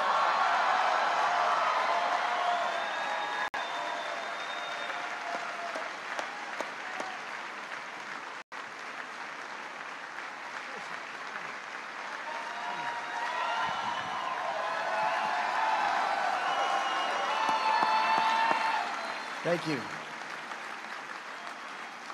Thank you. So, at the Leadership Institute, we're committed to making campuses great again, and I thank you so much for bringing me up here to let me speak. It's great that I'm being recognized, and but there's so many conservative students across the country who are facing discrimination, harassment, and worse if they dare to speak up on campus. So I'm glad that we could bring this to the forefront. And I'd just like to say, if these socialist progressives had their way, they would put our Constitution through the paper shredder in a heartbeat. So it's as important now than ever to work at Leadership Institute and campus reform. Exposing these liberal abuses to the public. It's as important now as ever. And these students do it because they have a love of our nation and freedom and frankly a love for you, Mr. President. So if you keep defending us, we'll keep defending you. Thank you. Stay here for a second. So here's the one thing.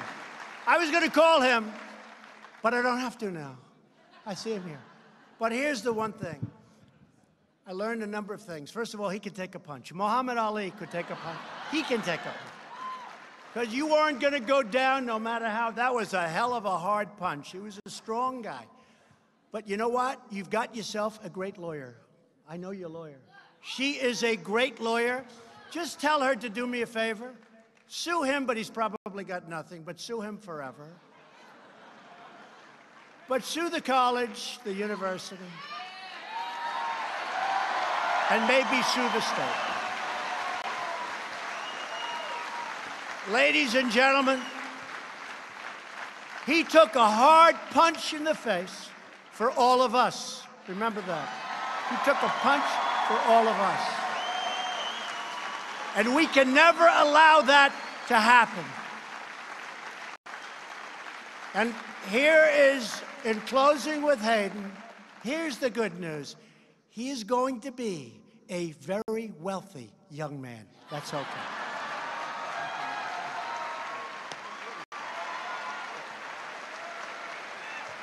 Go get him, Hayden.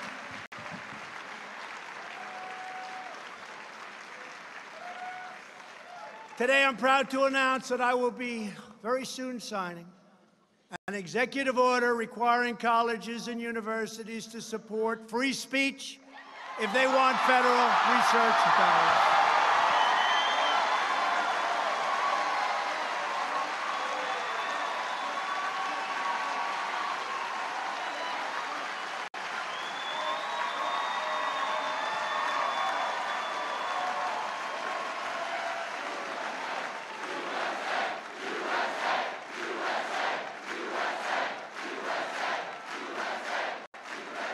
If they want our dollars, and we give it to them by the billions, they've got to allow people like Hayden and many other great young people and old people to speak. Free speech.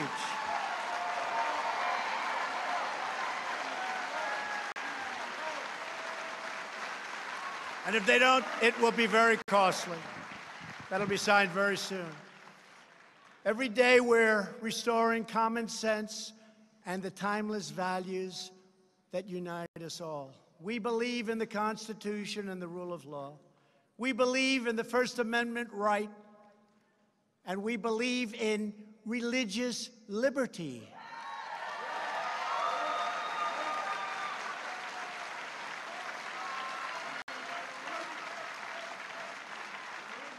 And we believe strongly in the Second Amendment and the right to keep and bear arms.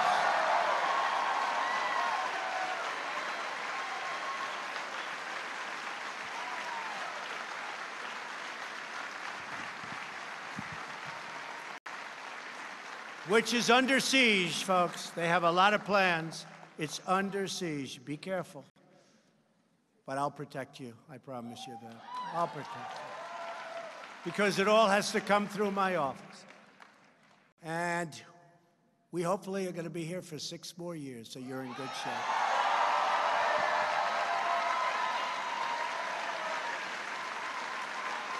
We believe in the American dream, not in the socialist nightmare. And we believe in the words of our national motto, "In God we trust."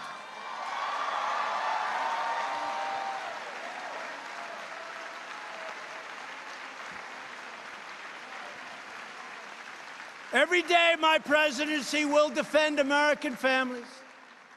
We will defend America's workers, our great, great cherished workers that now we're taking care of. They're not losing their jobs. We're creating those jobs. We're not letting those companies destroy their lives anymore. We will defend the American way of life.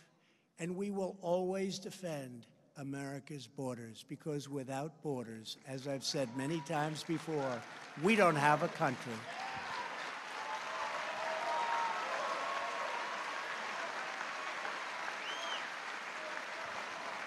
The lawless chaos on our southern border provides a lucrative cash flow to some of the most dangerous criminal organizations on the planet. Deadly cartels constantly, daily, hourly violate our borders to flood our cities with drugs that kill thousands and thousands of our citizens violently. What are these people talking about when they talk about the border? Keep it open. Keep what open? Have you been there? Have you seen? I just got back. I've been there many times. I see what's happening. I don't like it, but I have to tell you, our Border Patrol, our ICE agents, our law enforcement, the job they do, and they don't have the backup of a wall in many cases. The job they do is incredible. These ruthless cartels terrorize innocent communities on both sides of the border and spread instability throughout our hemisphere. When I was there 2 weeks ago, 26 people were killed, very close to where I was, on the Rio Grande. Sounds nice, right? The Rio Grande. Rough stuff. 26 people were killed, and they were buried right near where I was standing. And the paper doesn't write about it, the news doesn't write about it. In the last 2 years alone, ICE officers made 266,000 arrests. Think of what that means. Think of that. Arrests. I'm not talking about people coming in. I'm talking, they went out and arrested 266,000 people who have criminal records, and in some cases for murder. Who the hell wants to do that? Thank God they're doing it, because I don't want to do it. It's dangerous, it's hard, but they love our country. And they're tough people, but they love our country. including those charged or convicted of approximately 100,000 assaults, 30,000 sex crimes, 25,000 burglaries, 4,000 kidnappings, and 4,000 violent murders. These are people that ICE is going in and getting, and either putting in jail or ideally bringing them back to other countries and letting them put in jail because we don't want them. We don't want to have to pay for them for 50 years. You want them to pay a price, but we don't want to have to pay for them for 50 years. And all the nonsense you hear about the people that come in illegally are far better than the people we have. It's not true, folks, okay? It's false. It's false propaganda, right? One recent study from FAIR, F-A-I-R, found that illegal aliens are incarcerated at 3 times the rate of legal residents. Those are the numbers. And if you look at prison population in federal prisons, these federal prisons the number is staggering. The number of illegals, far, far, far greater than any proportion of our population. But you don't hear that. You hear like these people are the greatest people in the world. Just ask the angel moms, how good are they? Those great angel moms who are treated so badly, so badly. Incredible people. But the simple reality is that every crime committed by an illegal immigrant is a crime that should never have happened in the first place.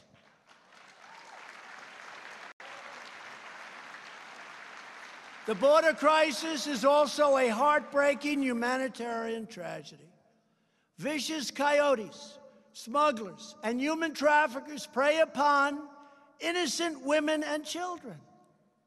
1 in 3 women is sexually assaulted on the dangerous journey north. When I ran for president, my first speech, I mentioned the word rape. The press went after me. I couldn't believe it. I said, will it be like this always? The answer was yes. It even got worse. From day one, I mentioned the word rape. If you look at that speech, that was so innocent compared to what's really happening. That was a very innocent speech compared to the real facts. Illegal immigration is not compassionate. It's inhumane, unjust, and cruel.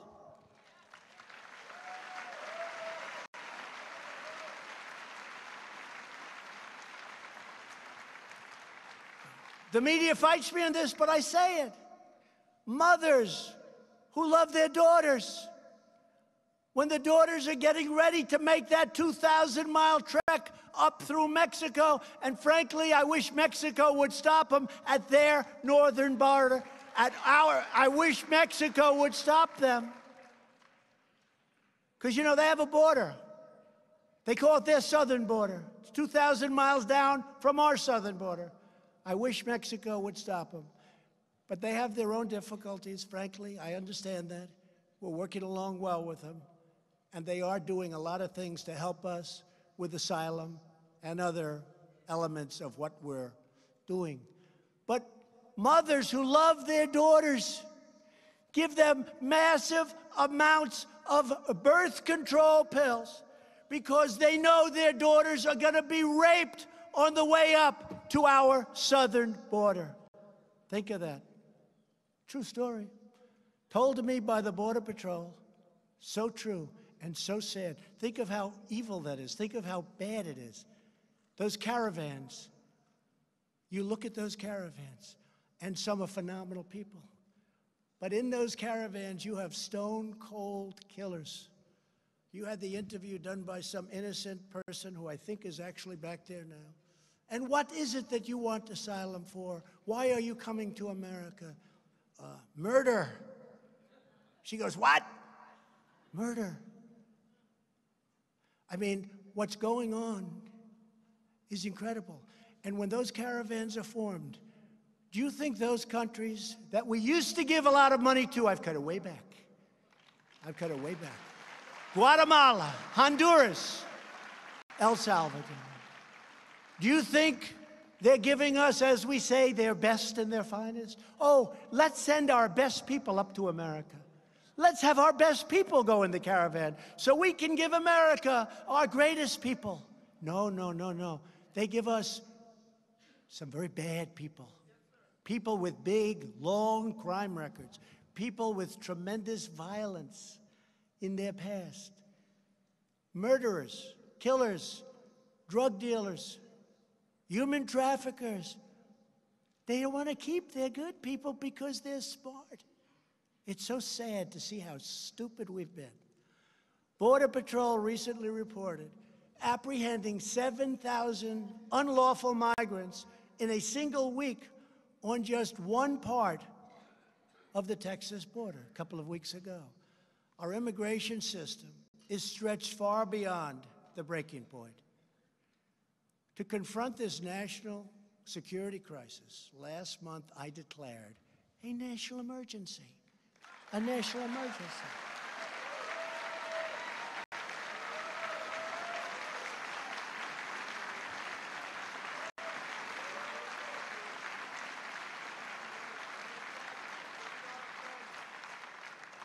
And when I see these people, and they're good people, some senators, most, I tell you, the House has been fantastic. The House, the backing we've had from the House has really been, I'm talking about in the last short period of time. There's a lot of spirit in the House. And I think in the Senate too, but we're going to have to see because we have a vote coming up. And a lot of people talk about precedent. That if we do this, the Democrats will use national emergency powers for something that we don't want. They're going to do that anyway, folks. The best way to stop that is to make sure that I win the election. That's the best way to stop that. They're going to do it anyway. They'll do it anyway. I watch them, good people, they're friends of mine. We're very concerned with setting precedent. That's precedent, not president. Precedent. We're very concerned about setting precedent. I'm very concerned with having murderers and drug traffickers and drugs and drug cartels pouring into our country. That's what I'm concerned about. And the Democrats, they're going to do whatever they do if they get into power, and it won't have a damn thing to do with whether or not we approve our national emergency. Because let me tell you, they don't like it when I say it, but we are being invaded. We're being invaded by drugs, by people, by criminals, and we have to stop it. And we want people to come in, as I said before, but they have to come in legally and with merit.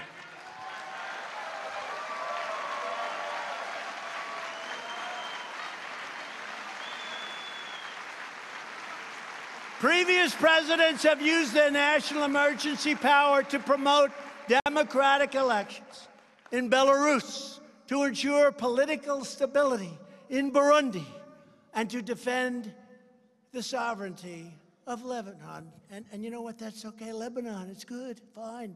Use it. But we need it right here in our country. We have to use it for our country. Many emergency declarations have been used to protect people in faraway nations and distant lands.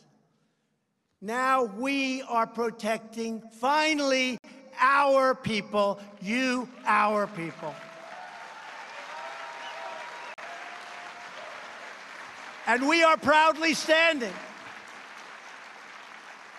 with the heroes of ICE and Border Patrol and law enforcement.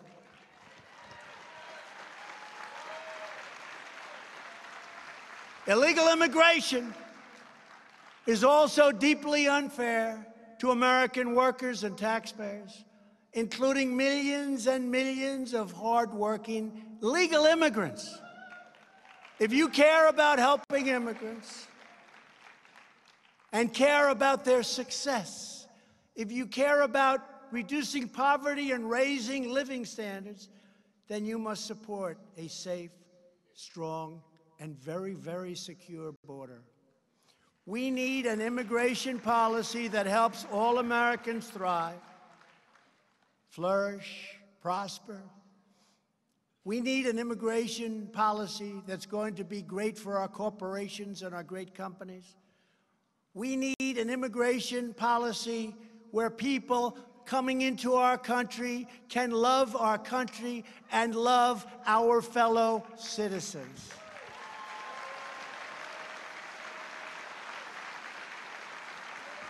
And this includes shutting down sanctuary cities.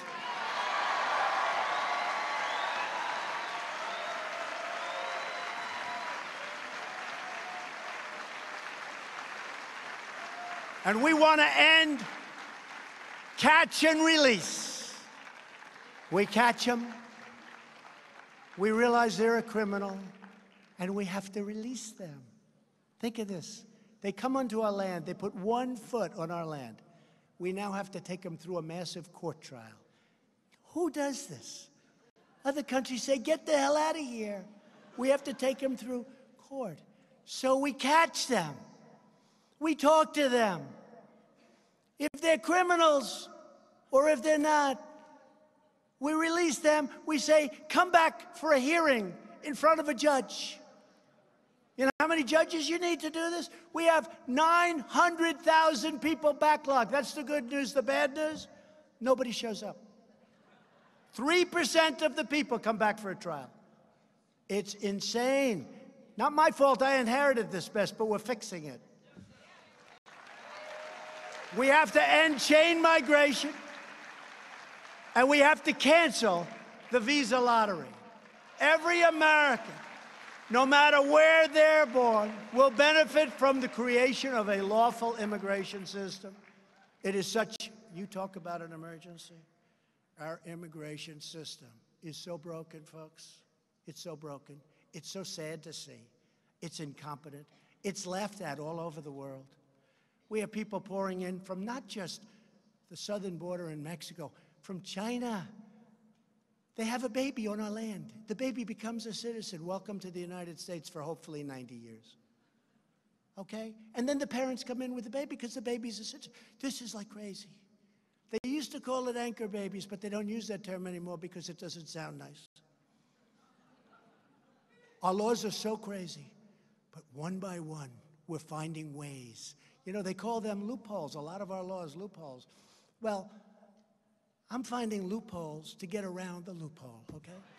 Because our Congress can't act. They can't act. They just can't act. The Democrats in Congress don't want to touch any of it. Visa lottery. That's where they put in the names. They put it in a lottery. And you pick, oh, here's a wonderful person, wonderful. You know, he killed 4 people. Here's another, wonderful. And then they get in and we say, gee, that person just came into our country. He just robbed a store and killed somebody. How is that possible? Because they send us the people they don't want.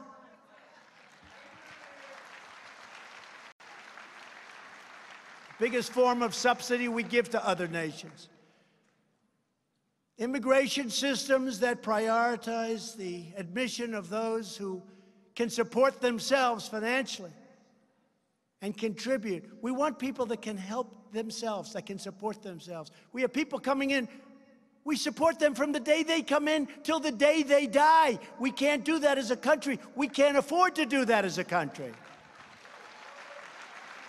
Sadly, on immigration and so many other issues, Democrat lawmakers have totally abandoned the American mainstream. But that's going to be good for us in 2020. They're embracing open borders, socialism, and extreme late-term abortion.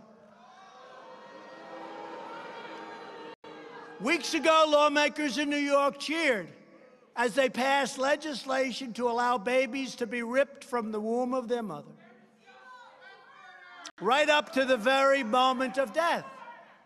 Then, in an act and a statement, the likes of which I don't think I've ever heard. In Virginia, the governor, a Democrat, stated that he would allow babies to be born outside. He would wrap them. He would take care of them. And then he'll talk to the mother and the father as to what to be done. And if they didn't want the child, who is now outside of the womb, long outside of the womb, they will execute the baby after birth.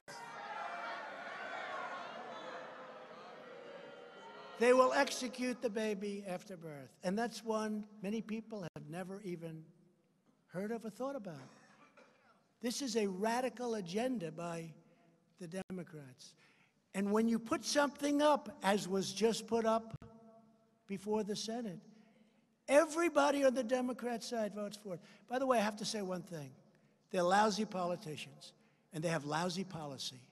They have policy I could never sell if I wanted to. But,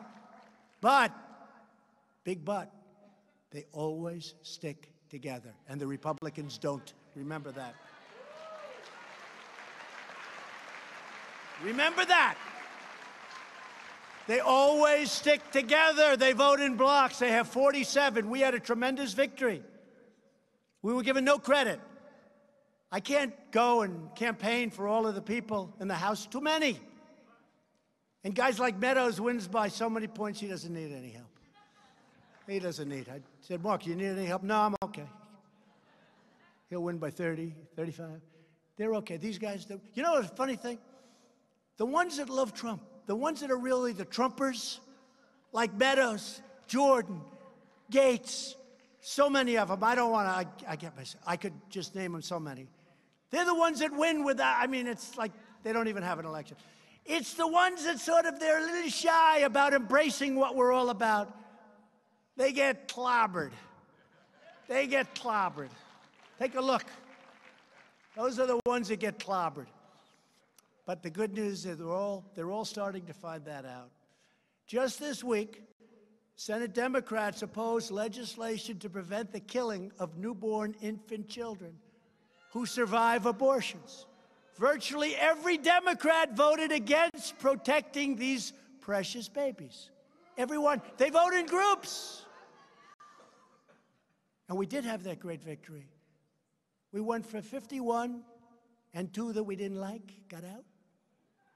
They said they retired. They didn't retire. They were retired. They said these 2 senators have decided to retire. No, no, no. They retired because they had, like, very little support. Like, how about 5% and 8%? No, we did great. We had 53.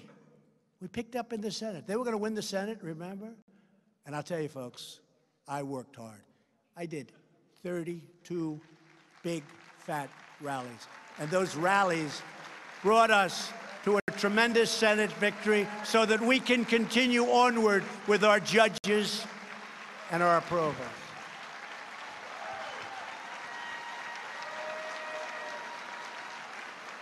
And the fake news back there, they love to say Donald Trump suffered a big defeat. First of all, we won the Senate, which frankly, judges never, hate to say it, in all due respect for us, the Senate, far more important. I really worked hard. But think of it, we won the Senate, and we had this tremendous victory. We get no credit at all. Wait till you see what happens. They say Donald Trump suffered a humiliating defeat. I said, I wasn't running. And one of the commentators, and I appreciate it, on one of the shows where they were saying how I suffered a defeat, this commentator said, excuse me, he didn't run. Not all our candidates were exactly great, let's face it. You can only do so much. But wait till you see what's happening when I do run. And what they don't say is, Governor of Ohio, great guy, Mike was down 6, he won by 7, with 1 day, right? He was down by 6, 1 day into the election. I went out, I campaigned, worked hard, made a speech. Jim Jordan was there. Everybody was there. It was a fantastic crowd, like this, and all the people in the other ballrooms that are waiting for us. And he ended up winning. He was down by 6. He won by 7. 1 day. Then we have Georgia, the governor of Georgia. Great guy. Where's Georgia? Great guy. He was losing in the primary by 10. I got a call from David Perdue and Sonny Perdue, two great guys. Could you endorse him? I said, let me check. And I checked him. He was a Trumper before Trump was a Trumper. And I said, I love this guy. He's down by 10. He won by 40. You believe that? I endorsed him, Mark. He won by 40. Then he had a tough race against the new star of the Democrat Party. Not Democratic. It's Democrat. We have to do that. You know, it sounds prettier when we use Democratic. I hate to say in the speech, the Democrat Party, because it doesn't sound good. But that's all the more reason I use it, because it doesn't. They should change it because it sounds much better. Rhetorically, it's much better, much better.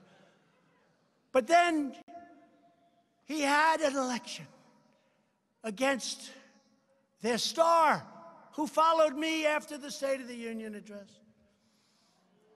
I didn't think she was great, but she's their star. And who showed up? Oprah Winfrey, Michelle Obama, and President Obama. And they campaigned for her, and they worked so hard. And all our man had was Trump.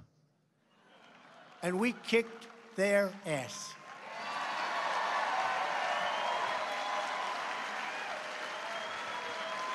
True.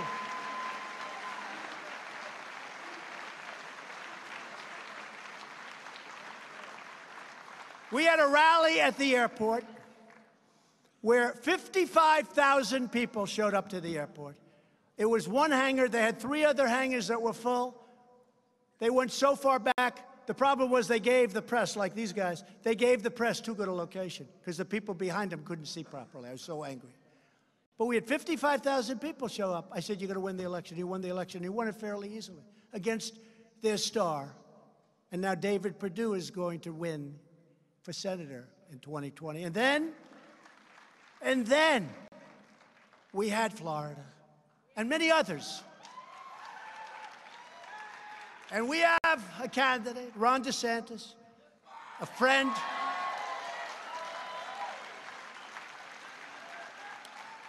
friend of many of us in this room, but nobody knew he was running. He was running against, in the primary, somebody that was easily going to win. He was scheduled to be the next governor of Florida. But Ron's been great to me on the witch hunt. He's been a defender of me against these phony charges of Russia.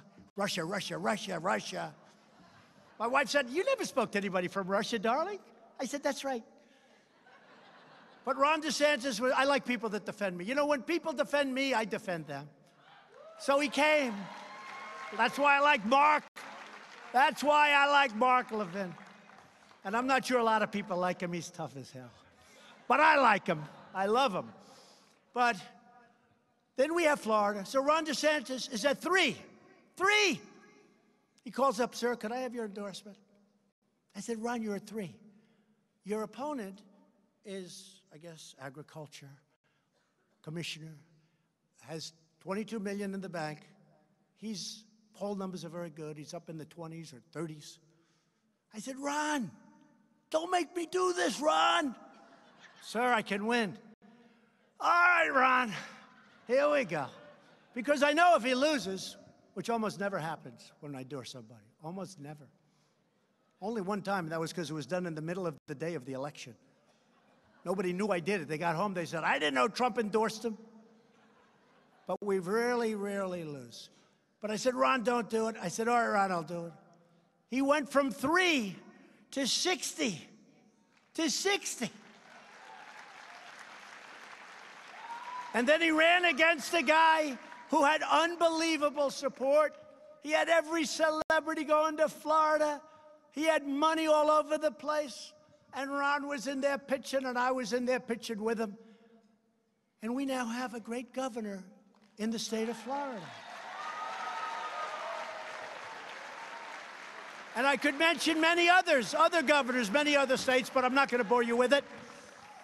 And I really think that it's incredible what we did in the midterms. I think it's incredible. Governor of Florida, governor of Ohio, Remember, you can't win unless you win the state of Ohio. We got the governor of Ohio, and he's great. Mike, we love you, Mike. As we defend American values at home, we are also defending American security abroad.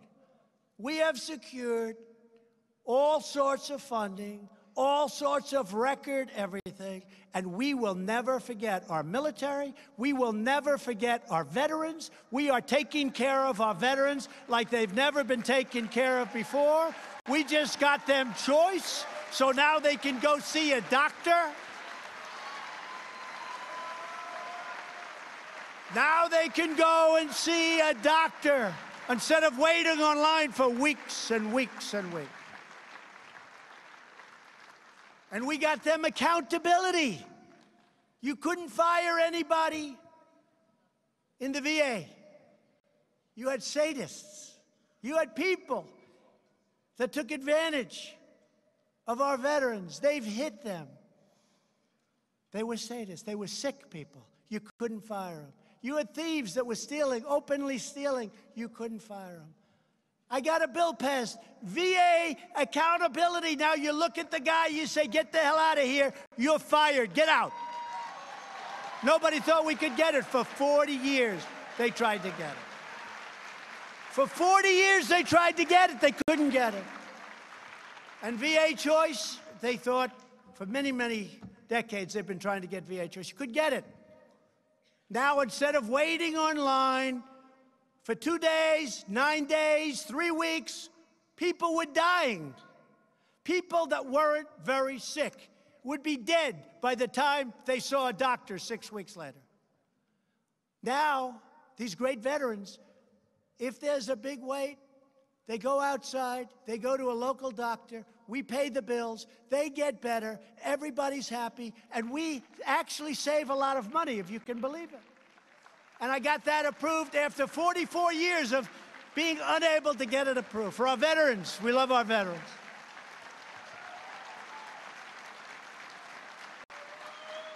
And just in finishing up, as you know, I just returned from Vietnam, where I had very productive meetings with Chairman Kim Jong-un. Very productive.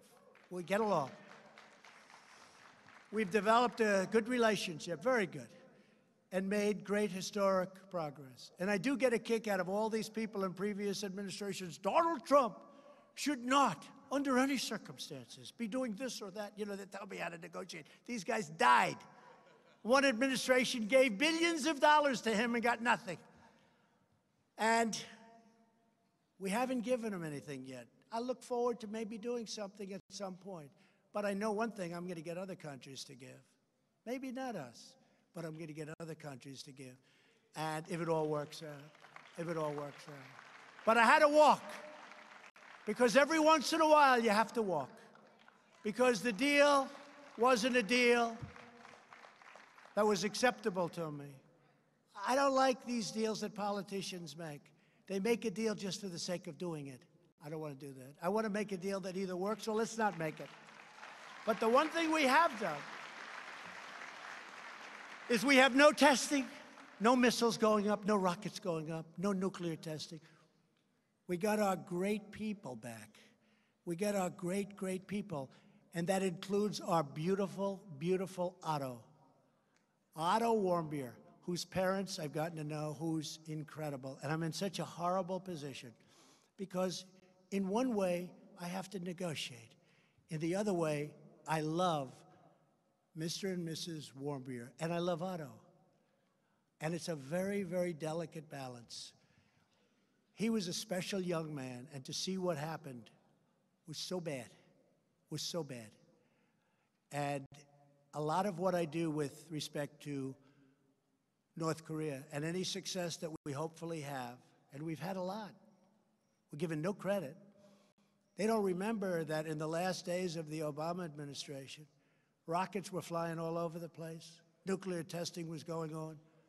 Mountains were being, these are big mountains, they were being shoved over 3-4 inches. People thought it was massive earthquakes, then they found out, no, that was nuclear weapons, nuclear testing. So much. We're getting the remains back of a lot of our soldiers from many, many years ago. Mike Pence was in Hawaii. It was one of the most beautiful ceremonies.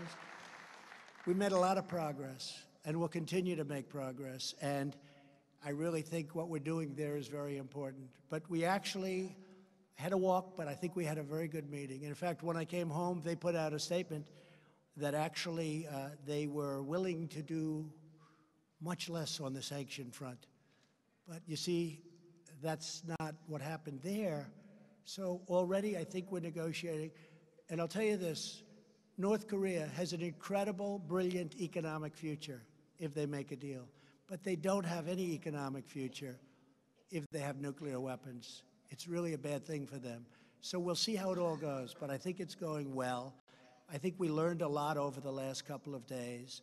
And again, the relationship seems to be very, very strong, and that's an important thing, especially when we're dealing with this kind of a situation. For years you watched as your leaders apologized for America. You saw that? Would you like to apologize? No, I'm not apologizing. Now you have a president who is standing up for America. After decades of building up foreign nations, we are finally building up our nation, and we are doing it with American hands, American grit, and with beautiful, beautiful American steel.